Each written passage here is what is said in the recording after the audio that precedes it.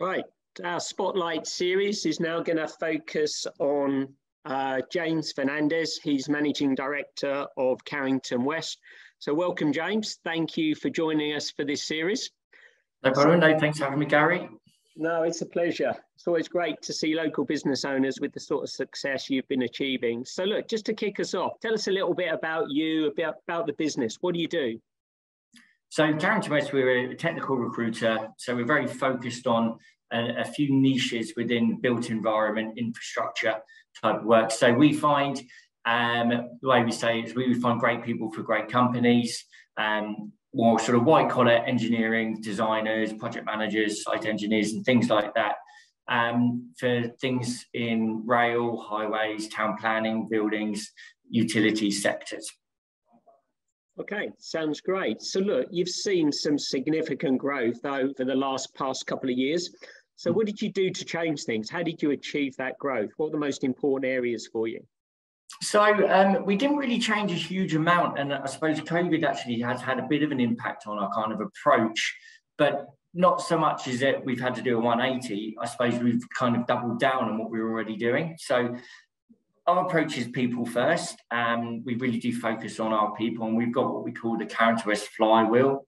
So if you focus on the people, you can't help but then have engaged, motivated, and highly skilled people. So if you're focusing and investing on learning development and their well-being, you have great people, a great culture. If you've got that, you have great processes. If you have that, you can't help but then have great customer service. If you have that, you can't help but get customers as your partners. You do that, you get growth for the business. You can invest in people, and this flywheel just goes round and round. So we've always been quite adamant and focused on our people, but COVID's probably allowed us to double down. So when we had a period of obviously slow growth within the business and the sector and worldwide economy, we really doubled down on wellbeing engagement. We found the impact that had was we were getting that returned tenfold. So we just maintained that. So we came out of COVID after really focusing on wellbeing and engagement and just kept it up, even though things started to get better. And what we found since COVID, we've grown much faster than we've ever grown before. So I think year on year, we were getting 20-30% growth for the last 10 years, which is very good. Most companies would bite your arm off for that. But since then, we've been growing by 47% year on year last year, and we're on track this year to grow by another 50, which is absolutely fantastic. So it's doubling down on engagement, I suppose, is the biggest kind of tweak we made. Yeah, so it's all about that culture and the people and getting great people and magnifying that really in your business. Absolutely, yes. That's yeah. Interesting, great advice, I think, for any entrepreneur, new or old. You know, sometimes we miss that importance of the culture and the people and how big a leverage that can be in the business. So what do you think was, let's just reflect back on that. What was the biggest impact of those changes, that doubling down on your focus? I think engagement has been at an all-time high. What you found, so we've had to make the changes with the flexible working and a remote working the same way as most businesses have. That only works if you have the engagement levels there and the motivation, because you get that discretionary effort. So if people really believe in the business, in your mission and the values and your vision, then they're going to carry on working hard when the boss isn't looking. And so that's a big impact of what's happened over COVID and the remote working. It doesn't work for all businesses, but it does for us because we do have that level of engagement and discretionary effort. Don't know if that answers your question. No, it does actually really well, because I think that point about how do you build that motivated team working for you, and you mentioned that bit, whether you're there or not, big challenge for lots of businesses. So look, what kept you personally motivated then through this period? For a lot of us, COVID was a tough time. What kept you motivated? So I found the first lockdown personally actually not too difficult. It was the lockdowns afterwards. The first lockdown, the day before we all knew we were about to have to be sent home, we hadn't done almost any remote working across the business. We stood up in front of our people and gave a bit of a speech about, obviously, the uncertainty that was happening. We were saying that we are going to remain focused on you guys. Everything we're going to do is about securing your jobs and looking after your well-being through this. So have faith in us, and we're going to work together. So we didn't make a single redundancy. We furloughed the fewest people we possibly could. Only furloughed the people who almost requested it because their partners were key workers and had to look after kids. Because we felt that was the best way to look after people.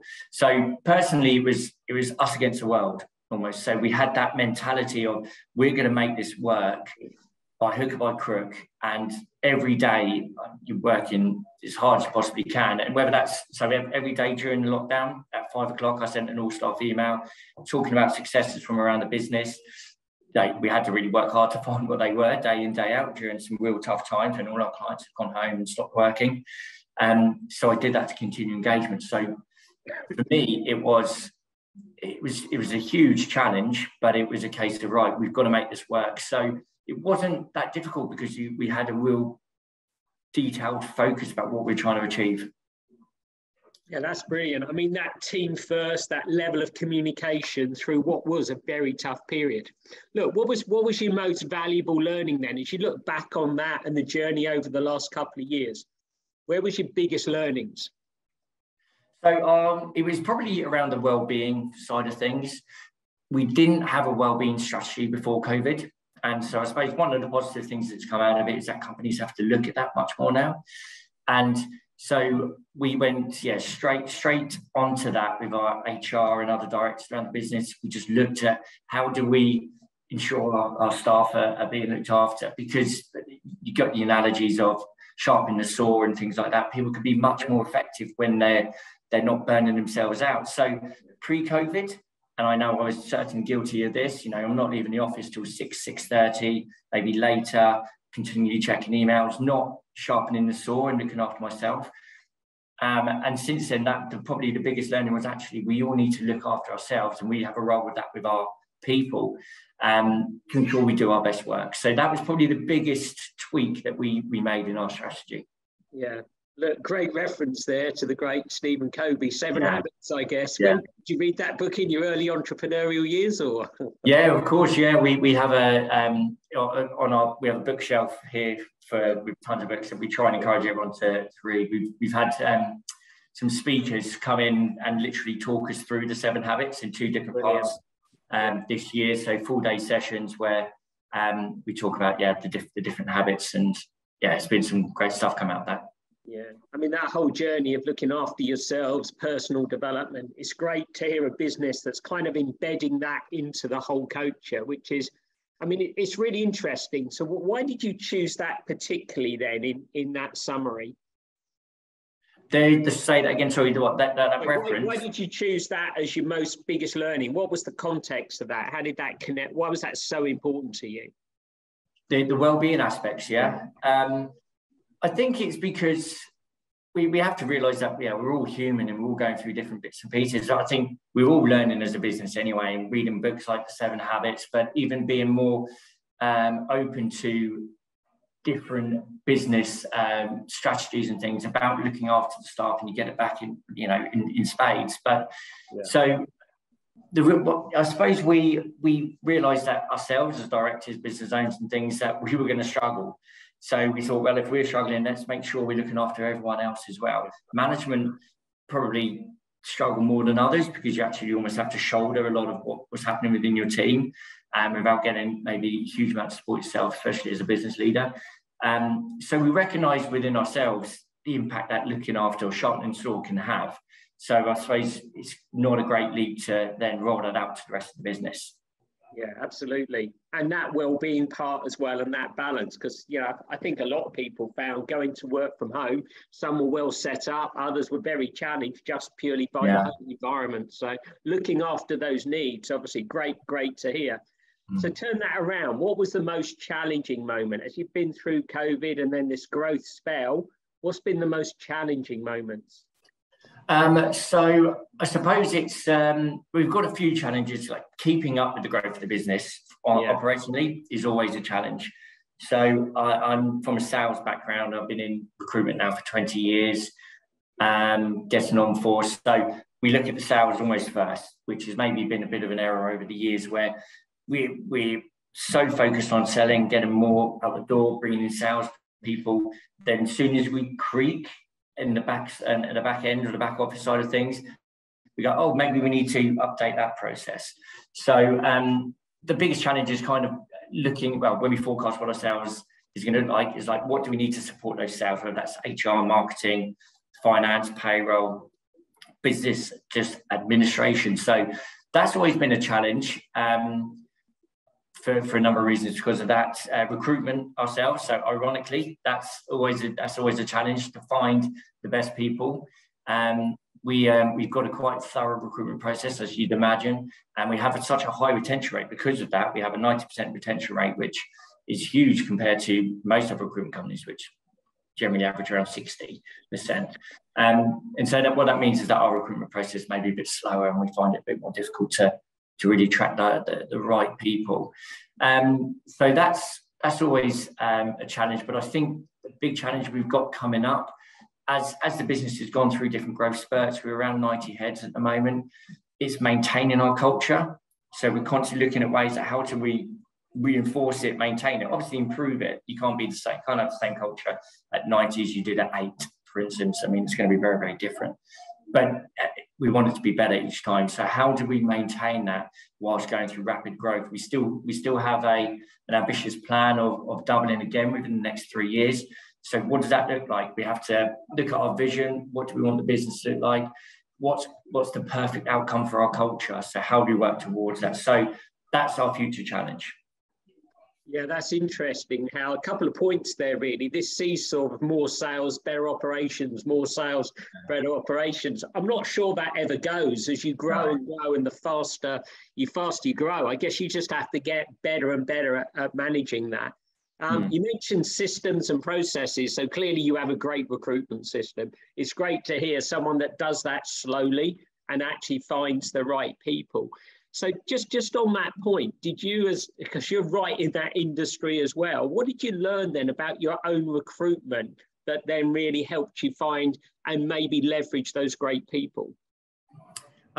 So we do, well, in order to get the best people, you need a real thorough process. And we've continually updated that. We brought an HR and we've got an internal recruiter now to ensure that we give the best possible candidate experience throughout our process. And we're really understanding the people we bring on. So we have a psychometric part of our process, competency-based interviews, obviously. So we've worked really hard to find out and establish the person's values to make sure they fit with our culture, much more so than anything else.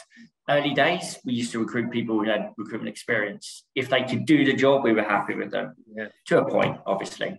And we found that actually, and it's pretty obvious to most people, is that you hire for attitude and you teach the knowledge. So we've really worked our recruitment process to understand people's attitude, their beliefs, their values, in order to bring the right people on board. So that's what we continually tweak within our recruitment system. Yeah, I mean, it's interesting when you talk about that scale of the number of people that you've now grown to, and the next stage growing further. The only way you can control it is through the values and the behaviours, isn't it? You know, it doesn't matter how skilled they are. And it's great to hear you really building that in a practical way. And again, just that learning there about the rhythm of that. How do I reinforce that even more? How do I really grow my culture as I grow my business? So I know you're coming out with some great coaching advice there. I'm sure people can really link into that and see the challenges they're having as they grow through. So look, different question. If you reflected back, what would you do differently? Just over the past 10 years? Yeah, take a time window that's good for you. I think some of the best decisions we've made have come about almost accidentally, strangely enough. So when we hired our FD, he was too big for the role. I think we were at about 30 heads. Right. And he'd been an FD of a business of 300. And we brought him in just as a consultant to review our processes at the time, and ended up offering the job.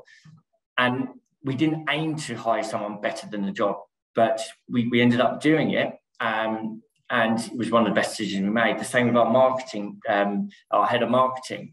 She'd been in a much bigger job, but we hired her because you get the people to the business that you're trying to grow into. and then you grow into it. If you hire someone kind of exactly at the level that you need at that point, it might restrict your growth.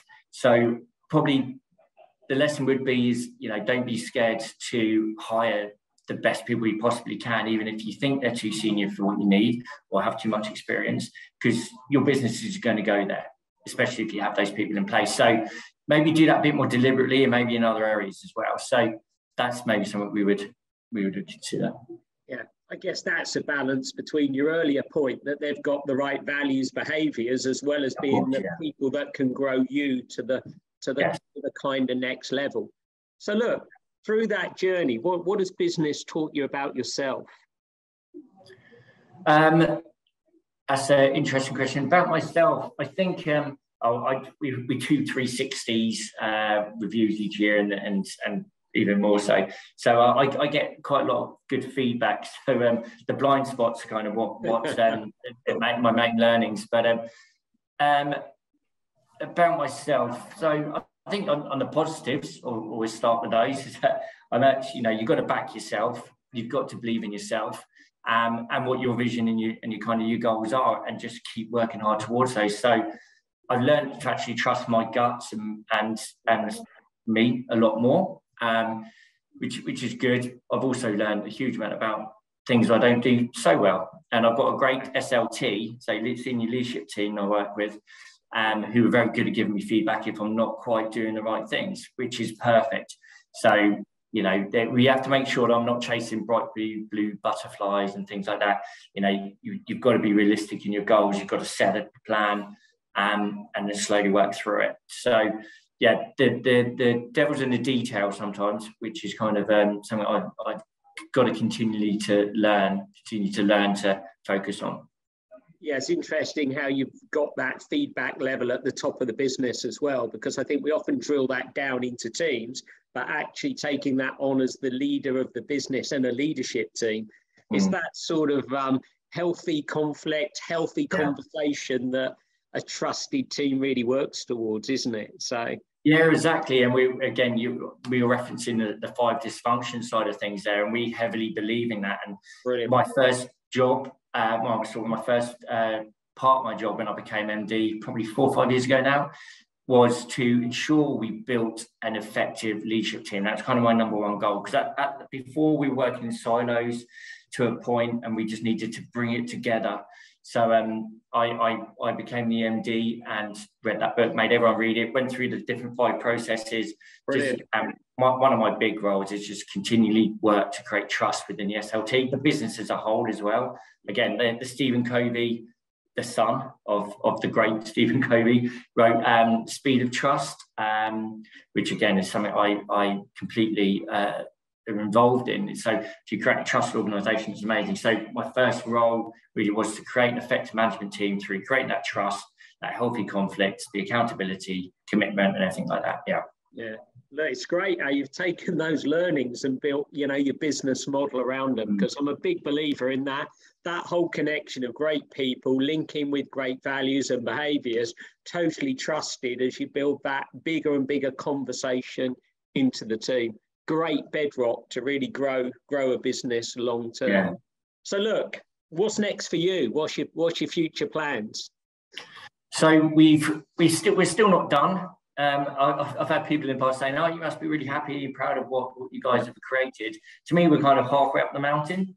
So I can look down and go, "Yeah, we've come quite far," but actually, I'm looking at the peak going, "Wow, we've still got a lot to try and achieve." So we're extending the office over the next couple of months to hopefully be able to sit about 170 people in, which kind of is the next goal over the next 3 years. So it's just continued growth. People again have asked internally, like, how big do you think we want to get? And the answer, I think, with that is we want to get as big as we can in order to completely service our clients. So if we're serving our clients really well, providing that value, then that's what we're after. So if we're not going to get too big, we don't want to be the next Adecco or things like that, because I want to continue to provide value for our clients. And I don't think huge organisations that generally lose their culture, I'm not saying Adecco have, by the way, before they come after us, that happens. But again, we're not looking to do that. So we've got a 5-year plan, or it's probably a 4.5-year plan now, to get to around 230 heads, which we've highlighted as being all of the markets in which we currently operate can sustain, and that doesn't, with us being market leaders in each of those sectors.